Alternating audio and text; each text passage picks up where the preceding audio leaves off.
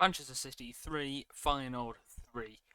Yet again, another shameful performance. It was, again, just not a good performance. It gets worrying, but I'm not worried. I really am not. I seriously believe that Pep's going to get us out of this, and so are the players. I'm not going to start this by ranting like every other match. No. This is the time to get behind the team, because I believe that we're going to get out of this. And we're going to start with the player ratings for the game against Feyenoord. But yeah, my overall thought initially are just there's signs of something. I know it was awful what happened, but there's signs of something good to come. I genuinely believe that, and I have faith in the team. Full support of the team, and I believe we're going to get out of this. So let's start with Erling Haaland, who was pretty good. He got himself a great goal, great position. His penalty was great. Maybe there's a couple of the chances he should have. That header was a great save by the keeper. Maybe there's a couple of the times that wasn't really a best chance, but maybe he could have got himself a hat trick. I mean, maybe he could have done, but there wasn't really any other chances. He scored his two clear cuts, the penalty and the great run he made. There's nothing really to argue there, and I think it was a great game of Erling Haaland, and I think he got the rating he deserved. You can't fault the attack today. You can't. It's the defence, which we'll get on to. But great game by Haaland. No fault there. Jack Grealish. He's been given a 6.4. I really like Grealish. I thought it was good to see him back. I thought Grealish was in great form. I thought Grealish did well. And ultimately, I think he should have got a high rating. I think everything he did was great. I mean, he didn't really take his man on that much, which is where they get the points from. But realistically, I thought he just did well. A great link-up play overall, just part of the team. I just thought he did well. I just liked seeing him on the ball quite a bit. No complaints though from me. I thought he was good. Phil Foden, he was good in the first half. He was all right, fair. It was a good save again. Keeper had a fucking blinder. Honest to God, every time we have a keeper that just switches on for some reason against us, like makes a few great saves, like it's mad. But yeah, it was a good shot from Phil. Nothing much else really. I can't really complain more about Phil, but his second half wasn't the best. He got took off 68. Could he done more? Possibly. Maybe he's a better sort of creator, but I'm not gonna fault Phil. I think he played okay. Mateus Nunes has looked really good. I've really liked the look of Nunes recently. I think Nunes is showing himself to be a good addition to the team, and I trust him to play on Sunday. I genuinely do. I think he's been amazing. He's really started to fit into his role, and yeah, I've got no complaints really from about Nunes today. Yesterday, I thought he did well. Maybe there was a couple moments where he could have had better passing or better decision making, but that's the same for most people. For the most part, he was good, and 8.1. Yep, great rating. Bernardo Silva was okay. Again, I think Bernardo's a weird one. I feel like I don't know what it is about Bernardo, but there's something about him which is just it irritates me to some extent. I just think his decision making recently has been poor. I think he's lost with age. I feel like he's lost his sort of defensive ability. Like before, he used to run back and forth, back and forth. He used to run the pitch. But now he just sort of, I don't know, there's just something about him. It just looks tired and fatigued all the time. And he looks so distant from the player he was. I don't know what it is. Like, look at that, look at that. No dribbles, no accurate crosses, no accurate long balls. Just basic passes, but I don't know, it doesn't seem to be. It's just the decision making was the one for me. There was the amount of times where I had to just shout his name at the telly, and I'm just like, "What are you doing, man? What you doing?" Like, not good enough in my opinion. Not good enough. But I'm not gonna. I think he is coming near the end, Bernardo. I'm being honest. But I love him to pieces, and I'll never forget what he's done. But recently, he's got to sort himself out personally. But I don't want to seem negative, and I don't want to seem like I'm just calling him out as a scapegoat. I'm not. He's a good player, and I trust him to find his form again. Ilkay Gundogan, a great goal, but he looks slow, doesn't he? He's slow. He is slow. 34. You can't argue. You can't have a go at him for age. But some of the moments where you see him running back, it's like watching a turtle. I'm sorry, Gundo, but it's just he is so slow nowadays. He's not got any sort of speed anymore, and I feel like that's what he's missing from his game. But like I say, it's age. And I think in the moment that we're in as a team, he's struggling a bit because we need to be fast paced, keep up with the game, try and find some form. But he's fallen behind a bit in some cases. But his goal was good, and his link-up play is good. His passing was beautiful in the second half. But ultimately, don't know. Not too sure.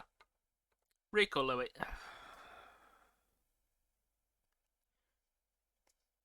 I don't know what to say about Rico. I know he's only just turned 20, but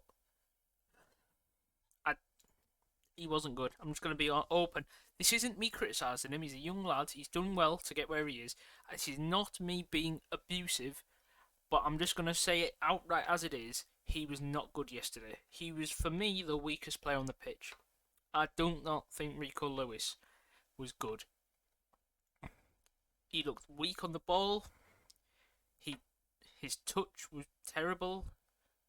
He just looked all over the place. He looked like he didn't have a position because he's playing there, but then sometimes be out of position. He just looked a bit lost, really, if I'm being honest. His passing wasn't the best. Overall, just quite a weak game.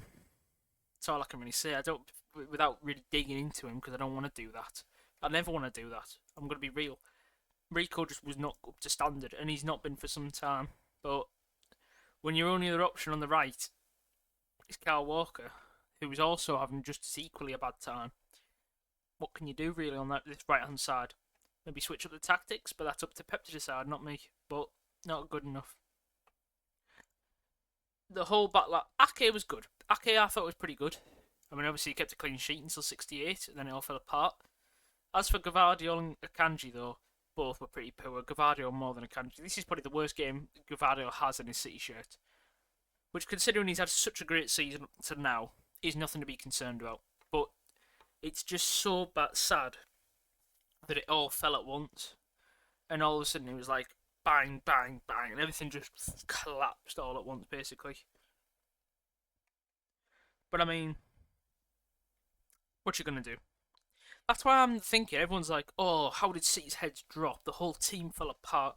Well, you can individually pinpoint where Gavardio messed up for all three goals. Which, I know that he's been scapegoated, and we still, as a team, shouldn't have conceded three. He was to blame. The first goal they got was just a horrific error by him. The second goal was, again, he gave possession away, and he didn't cover the cross coming in. Both times. And then the third goal, he didn't mark his man really. He didn't close down the pass. They pinging over the top to their guy who was being marked by Simpson Pusey, the 19-year-old lad. So yeah, Josko is to blame for all three. If Josko doesn't make three errors, we're solid. So, and then last but not least, Edison. What was Edison doing for a couple of the goals? I'm sorry. It was you can't pin the blame on Edison, but what on earth was he doing for some of them goals? He just looked like a bull in a china shop. He was like flying around. He's launching himself.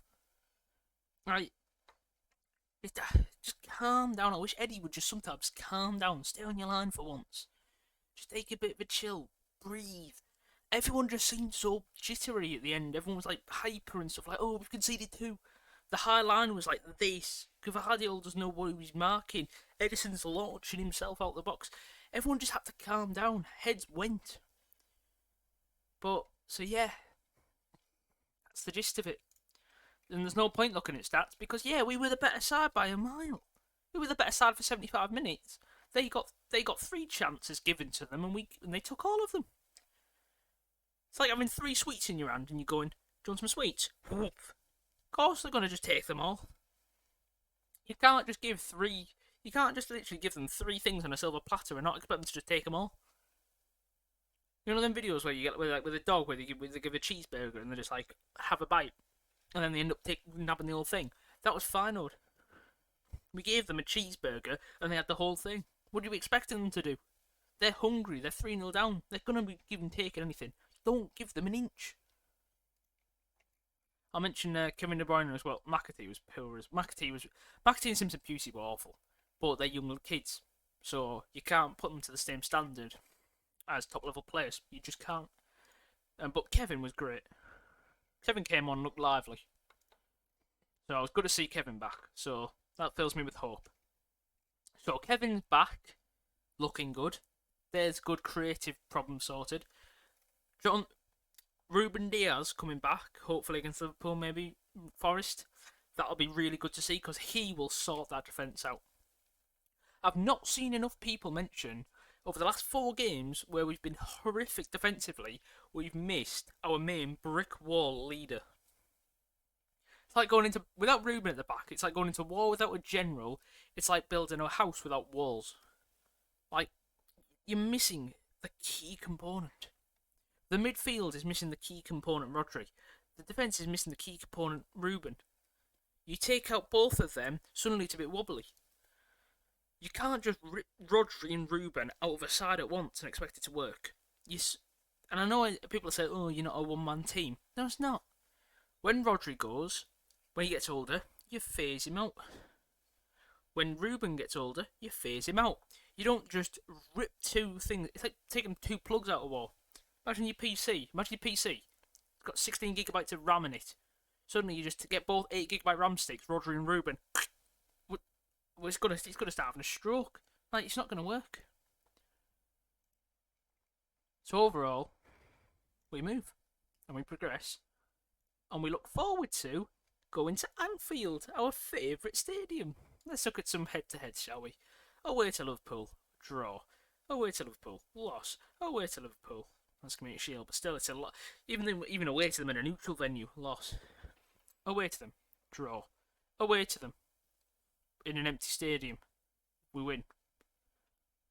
Away to them, loss. Away to them. Again, an away thing, I think we won that, but like, still, still draw though. We're not gonna win. I'm being honest, we aren't really gonna win. But I reckon with Ruben back, we can nick a draw. I genuinely believe there's a chance we can nick a draw, and I'm not just saying that. We can grab a draw at Anfield if we're lucky and focused, and Ruben is solid. That's all we need. Ruben Diaz back, a solid back line. There's a chance for a draw. Yes, it'll be 7 without a win. Yes, but look at that. Aguero, not wise to real Man City. Oh, go on. See, look at that. Be like Aguero. Come on. If he's believing in us, so let's show some belief too. Thank you, Aguero. I didn't actually see that quote 2 days ago. That was before we drew at FEYENOORD. But still, trust the man. He knows. He knows. If anyone knows, it's Sergio. Trust in Guardiola. Trust in the team. We're going to get through this. Let's just all calm down. That's all we need. Just a bit of calm. Focus. See out the storm. Yes, it's the worst storm we've had in Pep Guardiola's reign, but it's still a storm, and we're still going to have to reign it. Weather through the storm. Draw at Anfield. Beat Forest. Beat Palace. Beat Juventus. Beat United. There is nothing stopping us from going draw, win, win, win, win, and then see what happens away to Villa in an early kickoff. But we can easily go 6 games unbeaten, and I fully believe that we can. With Ruben Diaz and Kevin back fully fit, I believe. I suppose we're going to find out, aren't we? What we've got to do really is just cheer on the Blues. Come on, City.